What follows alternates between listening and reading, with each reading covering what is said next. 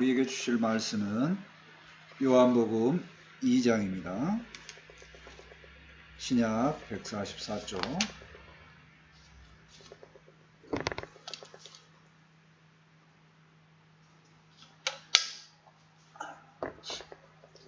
요한복음 2장 1절에서 11절까지입니다. 한 절씩 교독합니다.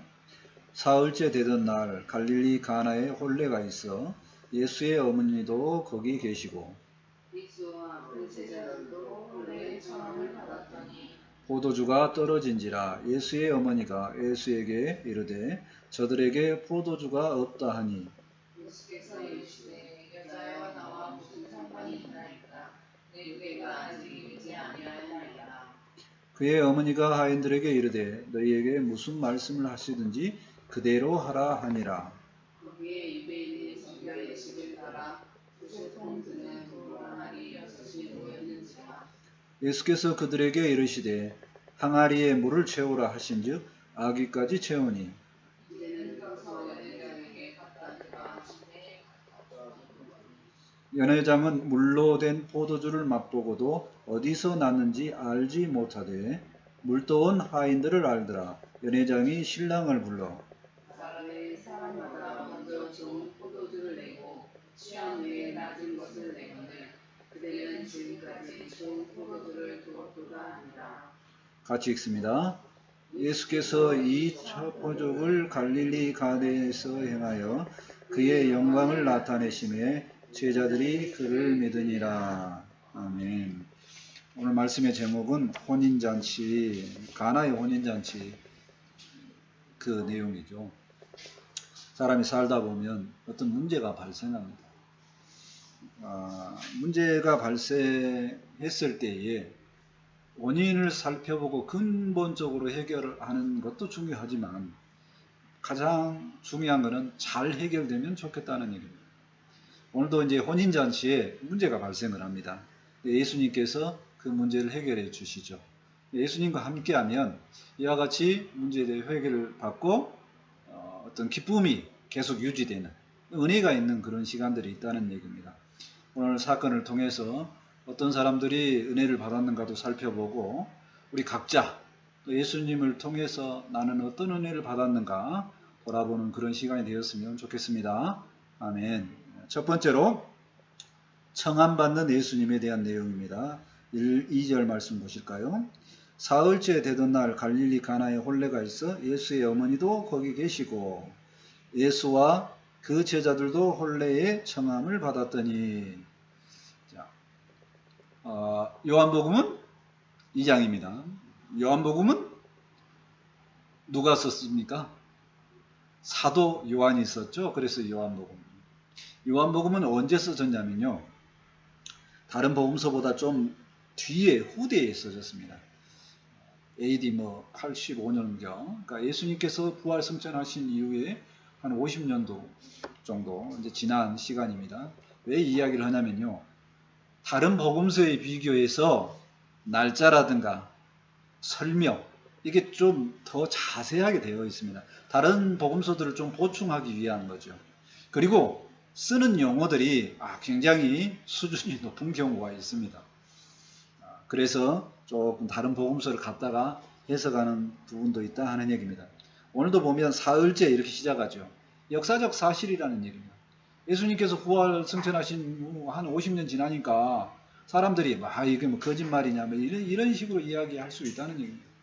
근데 가장 사실을 기록한 정말 이렇게 정말 사실적으로 사건을 기록했어라고 하는 것이 수천 년 지났지만 최고의 기록물은 바로 이 성경이라는 얘기입니다. 확신 있게 이 말씀을 역사적 사실로 봐도 괜찮겠습니다. 자, 그러면 오늘은 사건이 무슨 사건입니까? 혼례가 있는 사건이죠. 혼례. 자, 혼례가 있습니다. 그런데 이 사건을 전체적으로 봤을 때 내용은 많이 들어서 아는 내용이죠.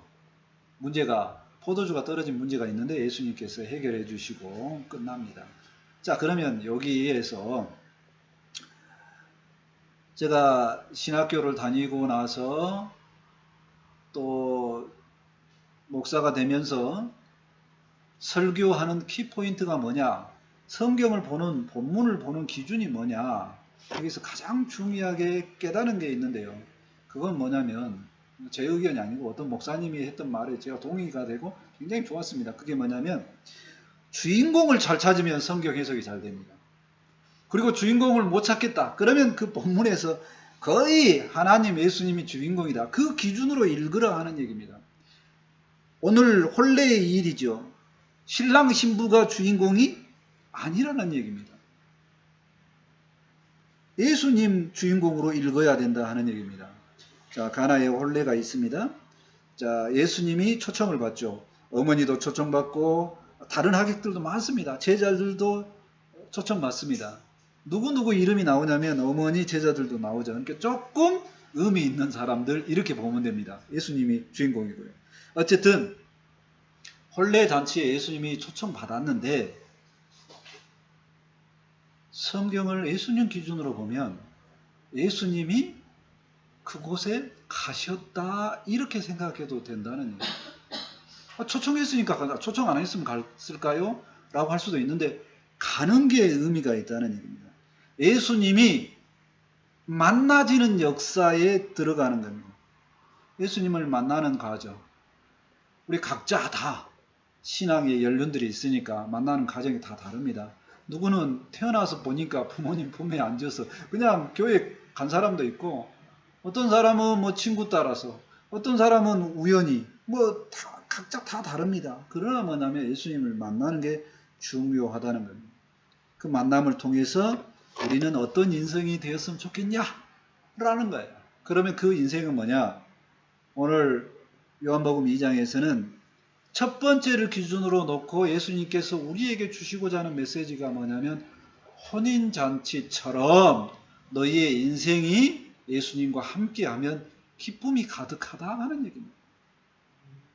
그게 예수님께서 우리에게 주시고자 하시는 메시지라는 겁니다. 그래서 우리 인생은 보면 우리 사람들은 딱 두 종류입니다.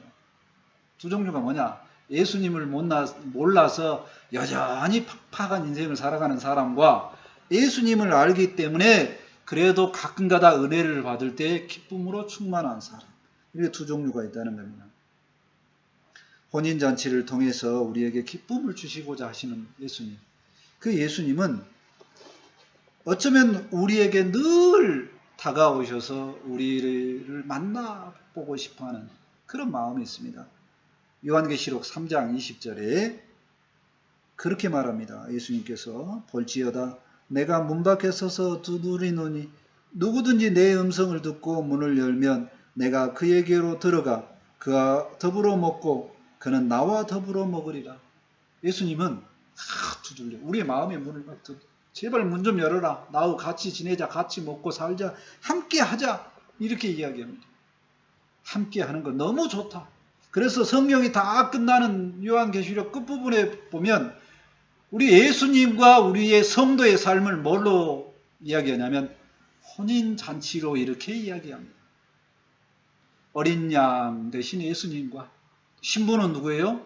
우리 성도, 교회 함께하는 그 혼인잔치로 이렇게 비유를 한다는 겁니다.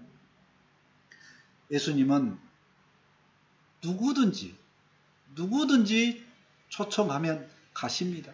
그리고 그와 함께하고 기쁨을 주시기를 원한다는 겁니다. 누구든지가 중요합니다. 절대로 내치지 않는다는 겁니다. 그리고 또 요한은 이야기합니다. 절대로 우리를 내치지 않는 모습을 통해 요한복음 6장 37절에 아버지께서 내게 주신 자는 다 내게로 올 것이요 내게 오는 자는 내가 결코 내쫓지 아니하리라. 예수님은 결코 우리를 내쫓지 않는다고 합니다. 우리의 인생에서 가장 중요한 만남이 무엇인가요? 어떻게 됐든가 다른 사람이 나를 끌고 갔든 초청을 했든 아니면 우연히 갔든 예수님을 만나는 것이 우리 인생에서 가장 중요함을 깨닫습니다. 아멘. 우리의 삶도 앞으로 쭉 나가는 삶도 예수님께서 자꾸 우리에게 문을 열어달라고 하니 예수님 자주 만나서 기쁨을 많이 누리는 우리의 삶이 되었으면 좋겠습니다. 아멘. 두 번째로 문제 발생한 것에 대해서 살펴보고자 합니다. 3절입니다. 포도주가 떨어진지라. 혼인잔치집에 포도주가 떨어졌습니다. 대한민국의 음식은 밥하고 김치 대표. 여기 나라는 대표 음식이 떡과 포도주. 그냥 마시는 음료 정도가 아니라 생명하고 직결되어 이거 없으면 잔치고 기본 초대고 아무것도 안 되는 그게 무너지는. 근데 포도주가 떨어졌다는 겁니다. 문제가 특히 또 혼례 시기에 있는 거기에 문제가 떨어지는 얼마나 큰 문제입니까? 즐거웠던 흥이 깨지고 아마 혼주는 이걸 통해서 많은 욕을 먹을 수도 있고 어쩌면 신랑 신부는 야 인생 출발에 저 정도니 하고 뭐 어떤 저주의 말도 들었을 가능성도 있고요. 우리의 인생은요 이렇게 문제가 생길 수 있다는 얘기입니다. 이 사람들은 갑자기 이 닥친 문제를 해결할 수 있었을까요? 힘들었을 거예요. 진짜 이 일은 혼례가 엄청 중요했기 때문에 나름대로 엄청 준비를 했었을 겁니다. 우리 인생도 마찬가지죠. 엄청 준비를 합니다. 그런데 꼭 문제가 생깁니다. 사람에게 문제가 안 생길 수 없다는 거예요. 안 생길 수 없는 그 문제를 붙잡고 제발 꺾일만, 내 인생은 꺾일만 안 된다는 겁니다. 문제가 생겨요. 문제를 파고 들어가는 게 문제가 아니라 잘 해결되었으면 좋겠습니다. 자, 이 문제는 누가 발견한가요? 자, 3절 말씀 계속 읽어볼까요? 예수의 어머니가 예수에게 이르되 저들에게 포도주가 없다 하니 예수의 어머니가 발견하죠. 그리고 예수님께 말합니다. 포도주가 없습니다. 이렇게 이야기합니다. 자, 그랬더니 예수님께서 대답하십니다. 예수께서 이르시되 여자여 나와 무슨 상관이 있나이까 내 때가 아직 이르지 아니하였나이다. 예수님께서 말씀하실 때 이렇게 약간 섭섭한 소리를 이야기를 합니다. 그리고 앞뒤 문맥을 봐도 육체의 어머니가 되시는 그분에게 이런 표현을 써요. 여자가 굉장히 불편하죠. 이 불편한 단어가 나올 때 저같이 성경 본문을 읽어가는 거 다 외우는 게 아니고 이거를 아는 그런 기술이 있어서 참 좋다 하는 생각이 듭니다. 본문을 찾아보니까요. 여자여라는 단어는요. 귀내라는 단어인데 존칭어인데요. 우리나라로 번역하는 직접적인 단어가 없어요. 그러니까 존경합니다, 사랑합니다를 표현한 존칭어입니다. 그래서 제 마음이 그렇겠구나. 존칭하는 단어인데 번역가가 좀 그랬구나. 이렇게 하니까 마음이 풀리더라는 얘기입니다. 또 그 다음에 예수님께서 섭섭한 이야기. 내 때가 아니다. 본문을 보면은요. 어머니와 나의 문제가 아닙니다. 이렇게 말해요. 내가 상관할 일이 아닙니다. 라는 표현뿐만 아니라 어머니도 나도 이건 혼주가 알아서 해야지 신랑 문제 아닙니까? 아니면 연회장 문제 아닙니까? 이렇게 말합니다. 자, 그런데 예수님께서는 예수님의 문제가 아니더라도 해결해 주십니다. 다만 예수님의 때가 아니기 때문에 당장 해결해 주지 않는다는 거예요. 결국에 문제는 해결되어 갑니다. 자, 여기에서 어머니를 통해서 예수의 어머니를 통해서 문제 해결해야 되는 과정에 우리가 배워볼 점을 생각을 해봅니다. 첫 번째는 뭐냐면 문제를 발견한다는 겁니다. 누가 문제를 발견을 하냐면요. 공감 능력이 뛰어난 사람이 문제를 발견합니다. 챙겨주는 사람, 어머니 같은 사람이 문제를 발견합니다. 좋은 공동체는 이 어머니 같은 사람들이 많아가지고 챙겨주는 사람이 있으면 좋겠다는 겁니다. 그러니까 문제를 발견했을 때 그 문제를 발견하는 차원이 뭐냐면 지적하려고 발견하는 게 아니라 이거를 잘 해결할 수 있도록 돕기 위해서 발견을 하는 거죠. 먼저는 누구를 챙겨주냐면요. 하인들을 챙겨줍니다. 왜 그러냐면 다른 혼례 일이 바쁜데 진짜 엉뚱한 일을 시키면 이 사람들이 왜 그러지 그리고 마음이 요동칠 수도 있다는 겁니다. 그래도 예수의 말을 들어라. 무슨 말을 할 때 이렇게 이제 미리 마음을 이렇게 하인들의 마음을 다스려 준다는 겁니다. 참 이런 그 마음을 챙겨주는 사람들이 있었으면 좋겠다는 거예요. 집안에는 어머니가 있죠. 교회에는 뭐 권사님, 장로님, 사모님들이 이렇게 이제 잘 챙겨줍니다. 그러면 이런 분들이 많을수록 공동체가 좋으니까 참 좋겠다는 거. 자, 그 다음에 문제를 발견했어요. 도와주기도 했어요. 자, 이번에는 어쩌면 누구에게 알리냐면 문제를 해결할 수 있는 사람에게 알립니다. 예수님이 문제를 해결할 수 있죠. 그래서 예수님께 알린다는 겁니다. 이 문제를 들었을 때 당황하고 더 큰 문제로 발전시킬 사람, 연회장이나 주인에게 신랑하게 말 안 하고 예수님께 말한다는 거예요. 이게 지혜죠.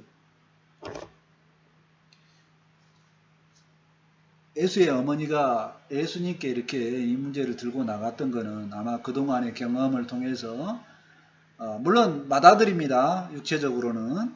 또 그 다음에 그 신적 능력이나 그런 것도 또 예수님을 배웠을 때 천사가 나타나서 하는 그런 소리나 이런 많은 것을 통해서 특별한 것을 느꼈을 겁니다.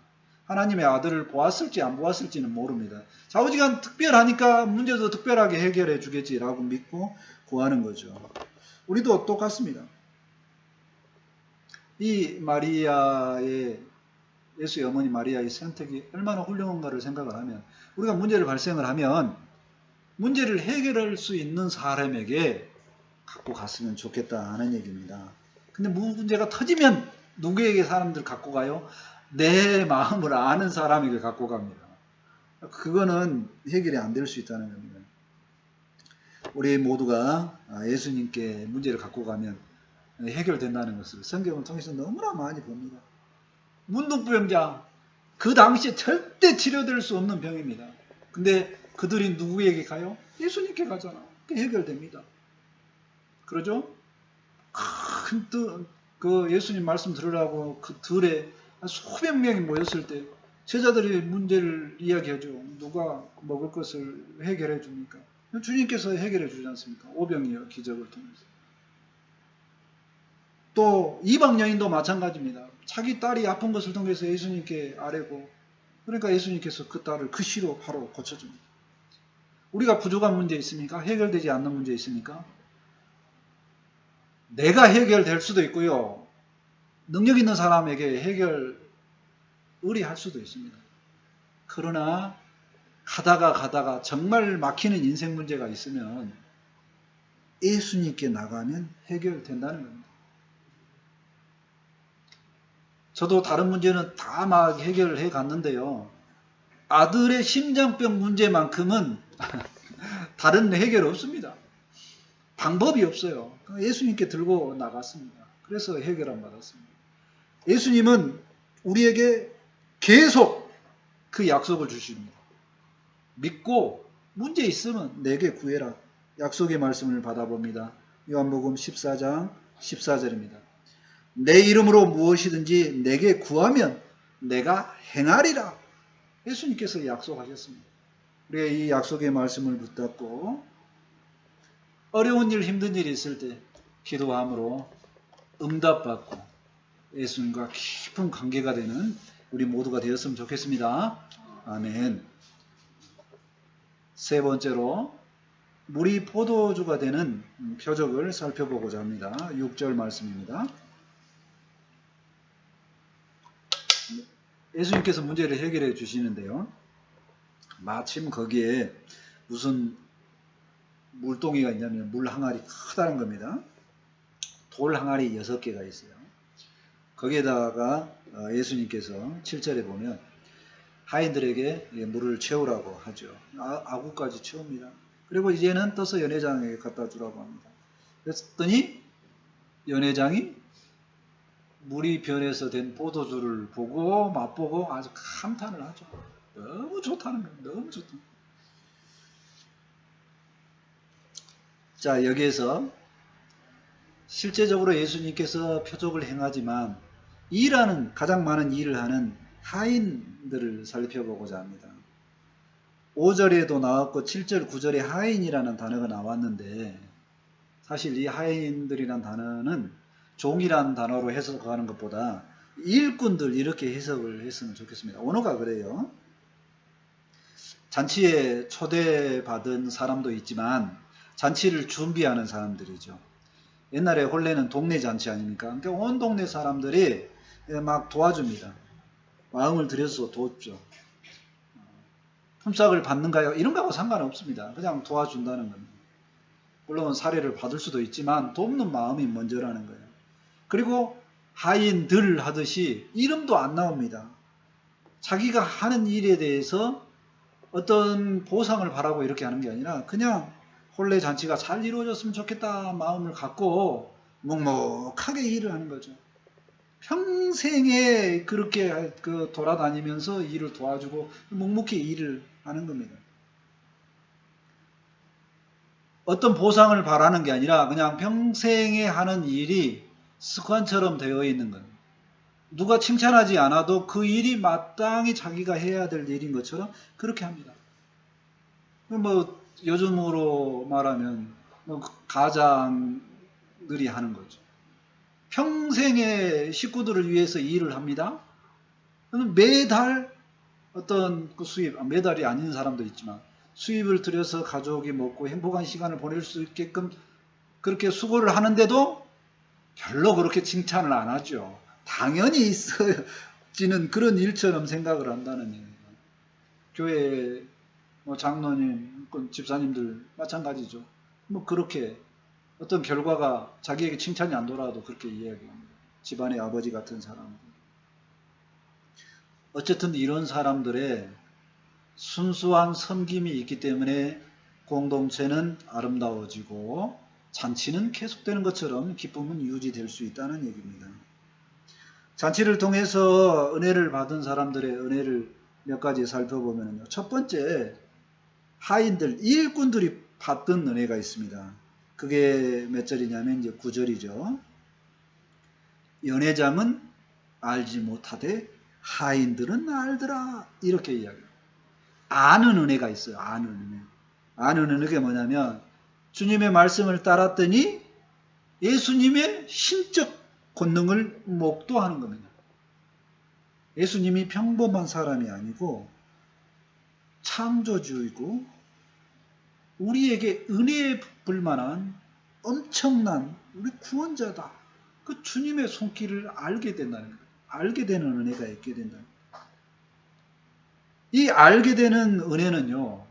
묵묵히 자기 길을 가는 사람들에게 어려움이 다가올 때마다 그냥 묵묵히 해가다 보니까 자기가 생각했던 것보다 더 큰 기쁨의 은혜, 주님의 손길을 알게 된다는 거예요. 세월이 흐를수록 더 알게 된다는 겁니다. 예수님의 은혜를. 이 알게 되는 은혜는 한 번이 아닙니다. 지속적으로 있어진다는 겁니다. 하인들은 그 아는 은혜가 있었다는 겁니다. 또 그 다음에 연회장하고 신랑도 마찬가지죠. 모든 연회장이 가장 대표입니다. 물로 된 포도주를 맛보는 즐거움이 있습니다. 연회장은 사실 뭐 맨날 지시만 하고 별로 그렇게 수고스럽고 싶지 않았는데 최고의 맛을 봅니다. 무슨 맛이요? 최고의 포도주를 맛보. 요즘 시대에는 예수님이 준 포도주, 물을 포도주로 바꾼 그 포도주 맛을 못 보지 않습니까? 이 사람만이 유일하게 이 사람들만이 그런 은혜를 맛보죠. 어떤 수고가 없이 손님들도 다 마찬가지입니다. 동일하게 뭔가 특별한 수고가 많지 않는데 그 즐거움에 계속 들어가게 하는 거죠. 이거는 어떤 은혜냐면 우리 보편적으로 구원의 은혜가 이와 같습니다.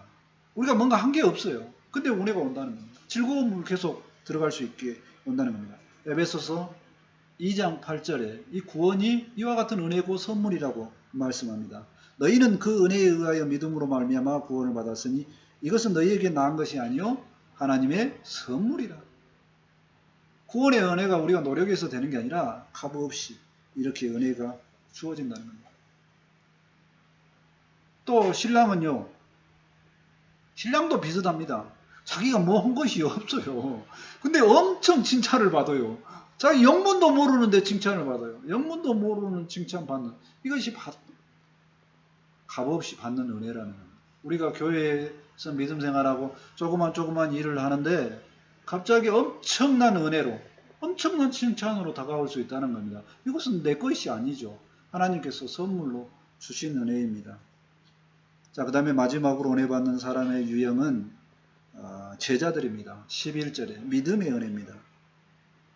가나안 혼인잔치는 어떻게 말씀의 결론이 종결되어지냐면 11절 말씀 보실까요? 예수께서 이 첫 표적을 갈릴리 가나에서 행하여 그의 영광을 나타내심에 제자들이 그를 믿으니라. 툭 튀어나온 단어가 두 가지 있죠. 예수님께서 나타내는 영광, 제자들의 믿음. 혼인잔치의 결론이 이걸로 나옵니다. 문맥을 보면 끝부분이 결론 아닙니까? 그 제자들이 믿어지는 거 한 번이 아니겠죠. 예수님과 동행하면서 쭉 가는 중에 점점 믿음이 성장하는 모델입니다. 이런 은혜가 있습니다. 근데 본문을 전체적으로 보면 제가 처음에 서두에 이야기를 했죠. 주인공이 예수님이라고 그랬습니다. 그러니까 본문이 뭘로 나오면 그의 영광을 나타내심에 그걸로 나오죠. 예수님의 전지전능성, 창조주, 물을 포도주로 바꾸는 새로운 창조, 새 창조주. 표적이 중요한 것이 아니고 예수님이 중요하다는 얘기입니다. 동일하게 우리도 은혜에 깊게 들어가려면 표적을 통하는 은혜, 하인들이 받는 알더라 은혜, 즐거움의 은혜, 믿음의 은혜, 많은 은혜들이 있지만 그것을 다 조합하는 예수님을 바라보는 그런 은혜가 있어야 합니다. 그리고 그 예수님을 통해서 일어나는 새로운 기쁨의 은혜가 내가 새로운 사람이 되는 거죠. 새로운 피조물이 계속 되어지는 겁니다. 주님을 만나면. 어제보다 다른 오늘 그 예수님을 통해서 새로운 창조주 예수님을 보면서 나도 새로운 피조물이 됩니다. 고린도후서 5장 17절에 우리가 그렇게 변화가는 것을 이야기합니다. 그런즉 누구든지 그리스도 안에 있으면 새로운 피조물이라 이전 것은 지나갔으니 보라 새 것이 되었도다. 예수님과 동행하며 예수님의 영광과 함께하며 우리가 새로운 피조물이 되어서 많은 은혜를 받지만 그 중에 최고의 은혜인 주님과 새로운 피조물이 되어서 함께 영광을 누리는 우리 모두가 되었으면 좋겠습니다. 아멘. 말씀을 정리합니다. 갈릴리 가나에서 예수님께서 처음 표적을 행하셨습니다. 신성을 보여주셨죠. 예수님이 주인공임을 말씀을 통해서 배워보았습니다. 예수님을 통해서 기쁨과 은혜가 있음을 확인을 했습니다. 그러나 가장 중요한 것은 예수님과 함께하는 은혜, 그 은혜를 받고 새로운 피조물로서 하나님과 함께하는, 하나님께 영광 돌리는 믿음의 사람이 다 되었으면 좋겠습니다. 아멘. 기도합니다. 하나님 감사합니다. 혼인잔치의 즐거움을 예수님을 통해서 계속적으로 유지케 하시는 은혜를 감사합니다. 하나님, 우리가 예수님이 있음으로 수많은 은혜를 받고 많은 은혜를 통해서 믿음이 성장해감을 생각을 합니다. 그러나 가장 중요한 것은 예수님을 통해서 그 예수님을 만남으로 모든 인생의 기쁨이 있고 내 인생이 지속적으로 창조되어감을 생각을 해봅니다. 그 예수님과 동행하며 참으로 믿음의 사람으로 살아가며 하나님께도 영광 돌리는 아름다운 인생들이 될 수 있도록 함께하여 주옵소서. 이제 말씀을 받았사오니 이 말씀이 생명이 되고 은혜가 될 수 있도록 함께하여 주옵소서. 감사하며 예수님의 이름으로 기도합니다. 아멘. 찬송 136